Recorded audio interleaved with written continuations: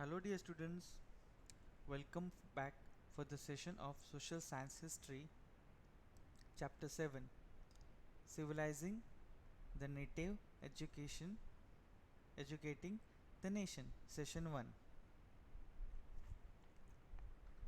We have skipped the 3 chapters, that is 4th, 5 and 6 due to the reduction of 30% of portion this year.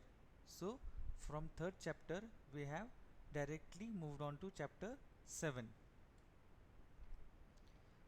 So the British in India wanted only territorial conquest and control over revenues, but also felt that they had a cultural mission and had to civilize the natives, change their customs and values. So how the British saw education? The tradition of Orientalism. In 1783, William Jones arrived in Calcutta, appointed as junior judge at the Supreme Court. Jones was a linguist who had studied Greek and Latin at Oxford and knew French, English, Arabic, and Persian. At Calcutta, he learned the subtleties of Sanskrit language, grammar, and poetry from Pandits. He also studied ancient Indian texts on law, philosophy, religion, politics, morality, arithmetics, medicine, and the other sciences. Henry Thomas, Colebrooke, and Nathaniel Halhed were also interested in the ancient Indian heritage. To master the Indian language and to translate Sanskrit and Persian works into English. Jones also with them set up the Asiatic Society of Bengal and started a journal called Asiatic Researchers. Jones and Colebrooke felt that the Indian civilization had attained its glory in the ancient past but had subsequently declined. To understand India better, it was necessary to discover the sacred and legal texts that were produced in the ancient period. Jones and Colebrooke went on discovering ancient texts, understanding their meaning, translating them, and making their findings known to others. This project will help Indians rediscover their own heritage and understand the lost glories of the past. So, in 1783, William Jones arrived in Calcutta, who was a linguist. He had studied Greek and Latin at Oxford, knew French and English, Arabic, and Persian. At Calcutta, he started learning Sanskrit language, grammar, and poetry. Soon he was studying ancient Indian texts on law, philosophy, religion, and politics, morality, arithmetic, medicine, and other sciences. Englishmen like Henry Thomas and Colebrooke and Nathaniel Halhed were also busy discovering the ancient Indian heritage, mastering Indian language, and translating Sanskrit and Persian work in English. Together with them, Jonas set up the Asiatic Society of Bengal and started a journal called Asiatic Researchers. Jones and Kohlberg went about discovering ancient texts, understanding their meaning, translating them, and making their findings known to others. They believed this project would help the British learn from Indian culture and also help Indian rediscover their own heritage and understand the lost glories of the past. In this process, the British could become the guardians of Indian cultures as well as its masters. Influenced by such ideas, many company officials argued that the British ought to promote Indian rather than Western learning. They felt that institutions could be set up to encourage the study of ancient Indian texts and teach Sanskrit and Persian literature and poetry. In 1781, A madras was set up A madrasa was set up in Calcutta to promote the study of Arabic, Persian, and Islamic law. In 1791, the Hindu College was established in Banaras to encourage the study of ancient Sanskrit texts that would be useful for the administration of the country. Not all officials shared their view, and many criticized Orientalists. Going further, how the Britishers saw education. The company officials felt that the institutions could encourage the study of ancient Indian text and Sanskrit and Persian literature and poetry. Hindus and Muslims should learn what they were already familiar with and what they valued and treasured. In 1781, a madrasa was set up in Calcutta to promote the study of Arabic, Persian, and Islamic law, and the Hindu College was established in Banaras in 1791 to encourage the study of ancient Sanskrit texts that could be useful for the administration of the country. The next topic is grave errors of the East. The British officials started criticizing the Orientalist vision of the learning and said that knowledge of the East was full of errors and unscientific thought. Eastern literature was non-serious and light-hearted. James Mill was one of those who attacked the Orientalists. The aim of education should be to teach what was useful and practical. So Indians should be familiar with the scientific and technical advances that the West had made. Thomas Babington Macaulay saw India as an uncivilized country. They needed to be civilized. He urged that the British government in India should stop wasting public money in promoting Oriental learning, for it was to of no particular practical use. Macaulay thought British language would help Indians to read some of the finest literature the world had produced, make them aware of the developments of Western science and philosophy.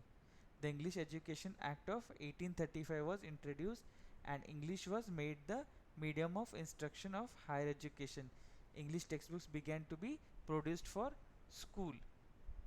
So, from the earliest 19th century, many British officials began to criticize the Orientalist vision of learning. According to them, knowledge of the West, knowledge of the East was full of errors and unscientific thoughts.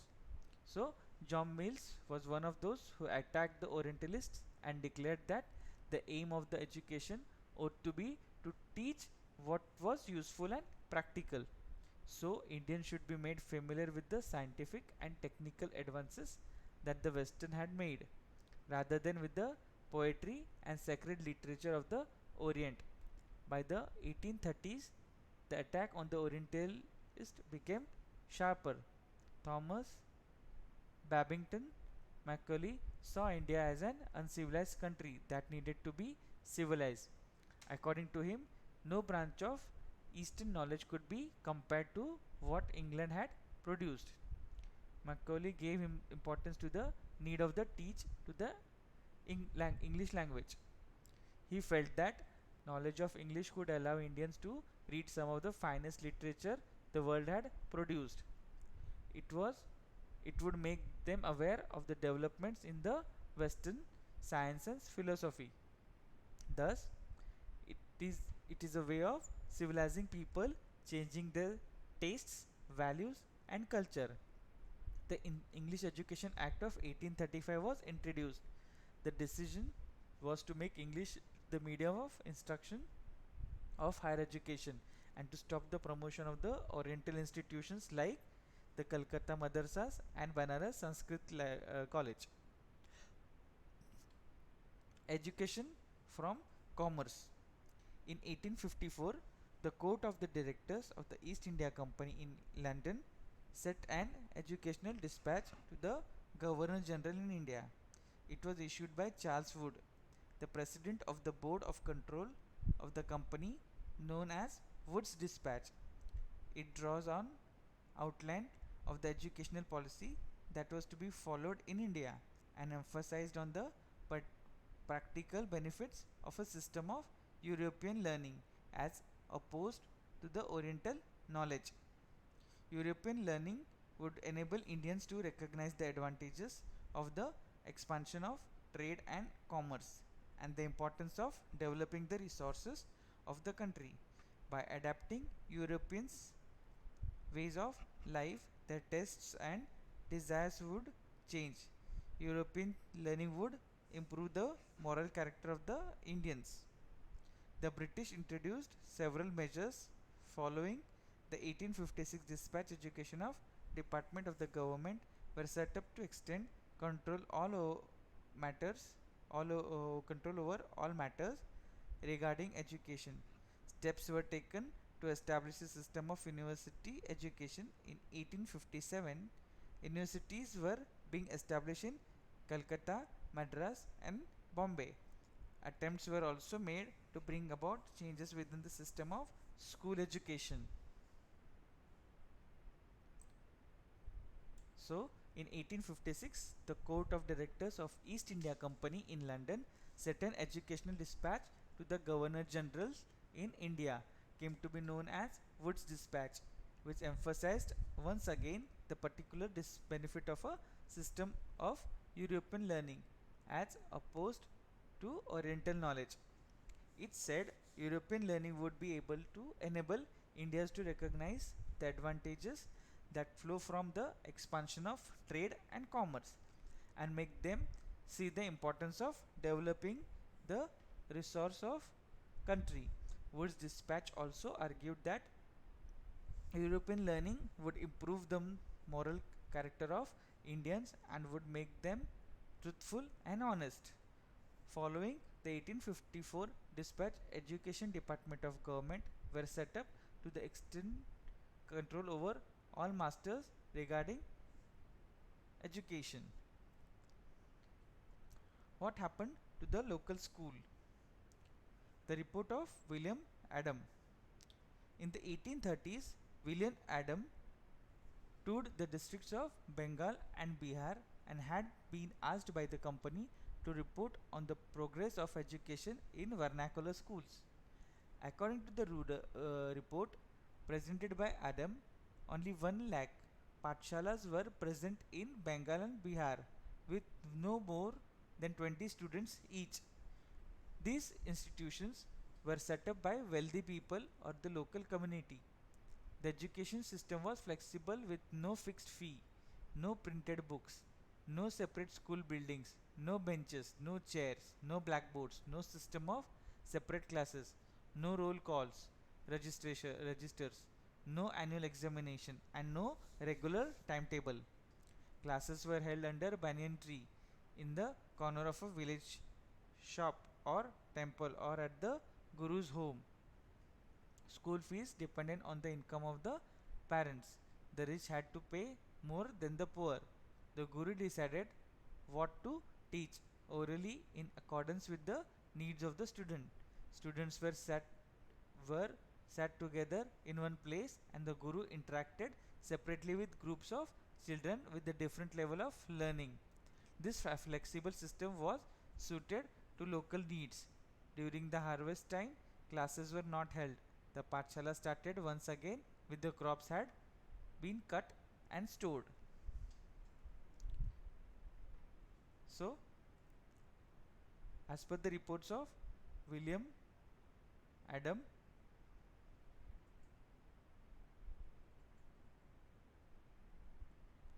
in the 1830s, William Adam, a Scotch missionary, toured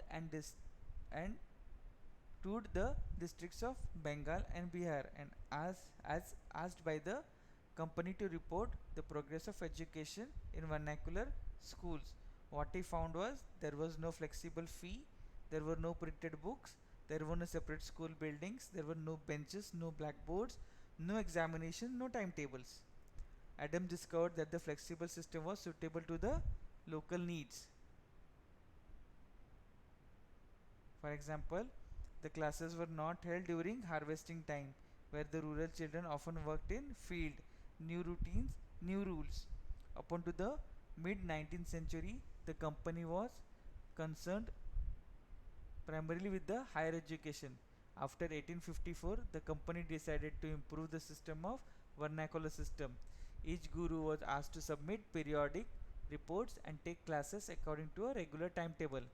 Teaching was now to be based on textbooks and learning was to be tested through a system of annual examination. Students were asked to pay a regular fee, attend regular classes, sit on fixed seats, and obey the new rules of discipline. Pathshalas, which accepted the new rule, were supported through government grants.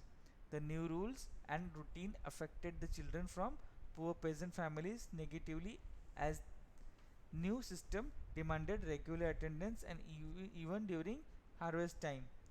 Inability to attend school came to be seen as indiscipline, as evidence of the lack of desire to learn. So, new routines and new rules.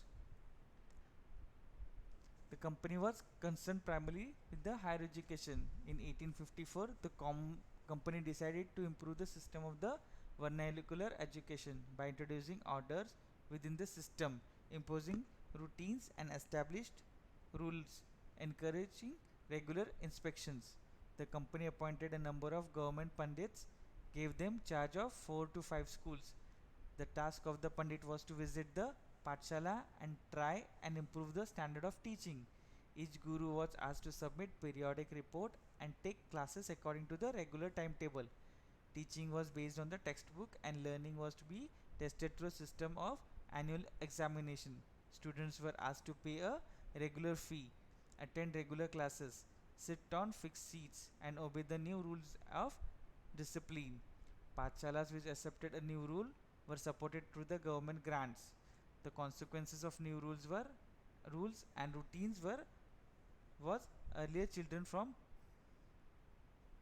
poor peasant families had been able to go to the pathshalas since the timetable was flexible.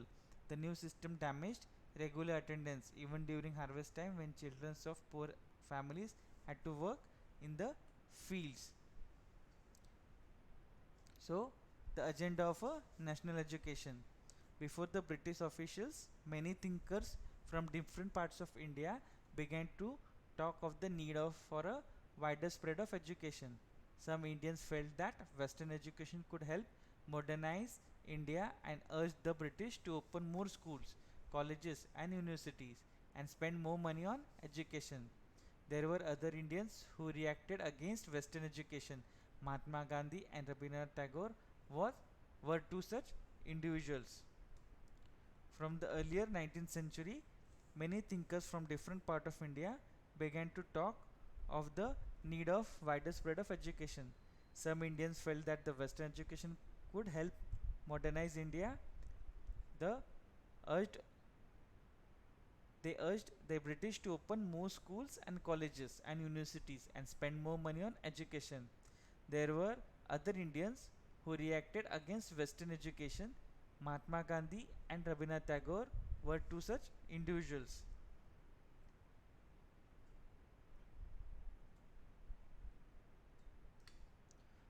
So, English education has enslaved us.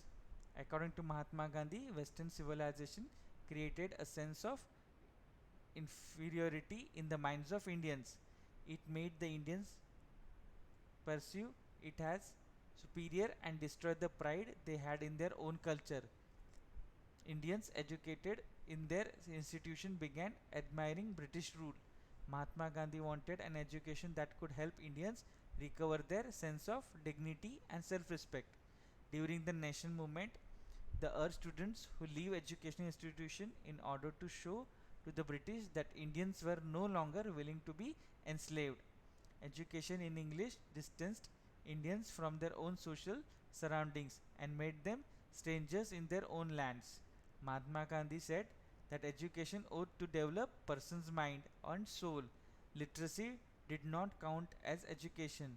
As nationalist sentiments spread, other thinkers also began thinking of a system of national education which could be radically different from that set up by the British. So, according to Mahatma Gandhi, the colonial education created a sense of inferiority in minds of Indians. It made them see India sorry it made them see Western civilization as superior and destroyed the pride they had in their own culture. Mahatma Gandhi wanted an education that could help Indians recover their sense of dignity and self-respect. As per Mahatma Gandhi, Western education focused on reading and writing rather than oral knowledge. It valued textbooks rather than lived experience and practical knowledge. He argued that education ought to develop a person's mind and soul. Literacy, or simply learning to read and write, by itself did not count as education. Tagore's Edap of Peace, Rabindranath Tagore's view on Indian education. Rabindranath Tagore started the Shantiniketan in 1901. Tagore felt that childhood ought to be a time of self-learning outside the rigid and restricting discipline of the schooling system set up by the British. Teachers had to be imaginative, understand the child and help the child develop her curiosity. According to Tagore, the existing school killed the natural desire of the child to be creative, her sense of wonder. Tagore was of their view that creative learning could be encouraged only within a natural environment. So he set up Shantiniketan, 100 kilometers away from Calcutta, in a natural setting where, living harmony with nature, children could cultivate their natural creativity. So, Tagore's Abode of Peace. Rabindranath Tagore started Shantiniketan in 1901. During his childhood days, he found school suffocating and oppressive. So, after growing up, he wanted to establish a school where the child was happy, free, and creative, and able to explore his own thoughts and desires. He felt that the childhood ought to be a time of self-learning outside the rigid and restricting discipline of the schooling system set by the British. According to Tagore, the existing school killed the natural desire of the child to be creative along with the sense of wonder. Tagore said that creative learning could be encouraged only within a natural environment. Gandhiji was against Western civilization and its worship of machines and technology. Tagore, on the other hand, wanted the combined elements and modern Western civilization with the best Indian tradition.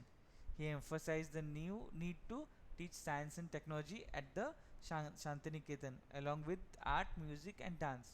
Many individuals and thinkers were thinking of a way as to how the national educational system could be fashioned. Some wanted changes within the system set up by the British and felt that the system could be extended to include wider sections of people. Others urged that the alternative system be created so that people were educated in a culture that was truly national. So, Gandhiji was highly critical to Western civilization and its worship of machines and technology. Tagore wanted to combine elements of modern Western civilization with what he saw as the best within the Indian tradition. Gandhiji considered work with their hands, learn a craft, and know how different things operated as education, while Tagore emphasized the need to teach science and technology at Shantiniketan along with art, music, and dance. So, this is where we finish the chapter. I hope you have understood all the topics and the chapter very well. As advised earlier, do read the textbook, underline the hard words, write down the hard words 5 times in your notebooks so that you can recite the spellings. Read the slides and listen to the video carefully for better understanding. See you in the second session of question answer. Till then, bye and take care.